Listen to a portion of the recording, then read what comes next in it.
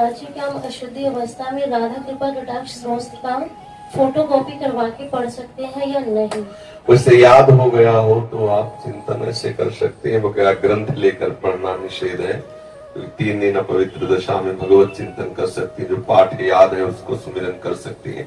माला लेना, ठाकुर सेवा करना, रसोई बनाना, ग्रंथ पढ़ना, ये गृहस्थ धर्म में जो माता बहनें 3 दिन अपवित्र रहती हैं, नहीं करना चाहिए। ऐसी शास्त्र मर्यादा है।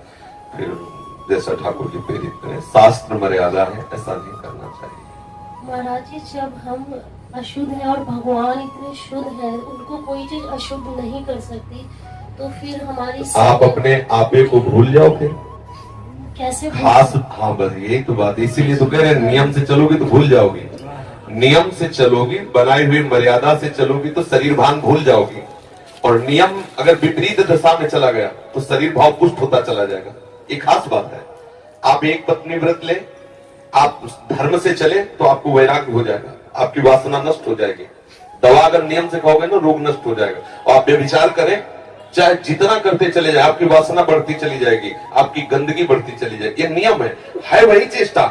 लेकिन एक पत्नी व्रत ले, धर्म पूर्वक चले तो आपको वैराग्य हो जाएगा। कितने ऐसे गृहस्थ हैं जो वैरागी हैं, पति पत्नी दोनों घर में रहते हुए भी ब्रह्मचर्य हैं। और कितने ऐसे कि देखो, बोले कितने साल, बोले 90 साल के। तो बोले क्या पूरा जीवन हो गया, खाक बटोरते हैं काम, वही के वही खड़े। सब सुलझने की बात है।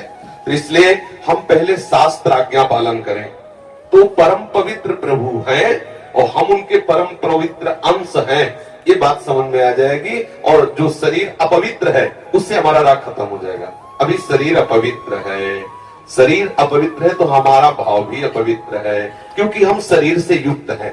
आप कभी ये मानती हो कि मेरा शरीर अपवित्र हुआ? मैं नहीं। उस समय यही रहता है कि मैं अपवित्र हूं, रहता है ना। मैं जैसे हम शौचालय से निकले तो हम ये नहीं मानेंगे कि मैं आत्मस्वरूप हूं, मेरा शरीर अपवित्र है लेकिन मैं पवित्र हूं। अगर शरीर का स्मरण आ रहा है तो अभी आप शरीर भाव में हैं। और जिन महापुरुषों को छूट गए पड़े रहते हैं अवधूत स्थिति में, भगवान उनके साथ खेलते रहते हैं। उस स्थिति तक पहुंचने के लिए हमें तर्क छोड़कर शास्त्र आज्ञा पालन करना पड़ेगा। शास्त्र की कृपा से, गुरु आज्ञा की कृपा से वो स्थिति आ जाती है। जब शरीर भाव से मुंह पर उठ गए फिर क्या है? फिर तो कोई परेशानी नहीं। चाहे लघु शंका की पड़े हो, चाहे शौच के पड़े हो, शरीर अपवित्र है लेकिन वो परम पवित्र प्रभु में रमण कर रहा है। अभी हमारी दशा ऐसी नहीं है। हमारा शरीर हमें मैं करके दिखाई दे रहा है, नहीं दिखाई दे रहा। शरीर की भूख मेरी भूख, शरीर की मांग मेरी मांग, शरीर का कष्ट मेरा कष्ट आ रहा है ना। बस इस राग से छूटने के लिए शरीर को सिद्धांत में बांध दो। तस्मात् शास्त्रम प्रमाणम ते, कार्या कार्यो विरुद्ध, क्या करना है क्या नहीं करना, इस शास्त्र के अनुसार चलो तो शरीर का राग खत्म हो जाएगा। इसका परिणाम होगा शरीर से राग खत्म हो जाएगा। आप पवित्र रहिए तो आपको शरीर से वैराग्य हो जाएगा। ये खास बात है। शास्त्र की आज्ञा पालन कीजिए तो आपको शरीर संसार से वैराग्य हो जाएगा। और शास्त्र के विरुद्ध चलिए तो आप रागी हो जाएंगे, आप आसक्त हो जाएंगे। ये आपको दंड होगा। शरीर संसार की आसक्ति वही तो आपको जलाती, वही तो आपको जन्म मृत्यु के चक्र में फंसाती है। समझ गए बच्चा?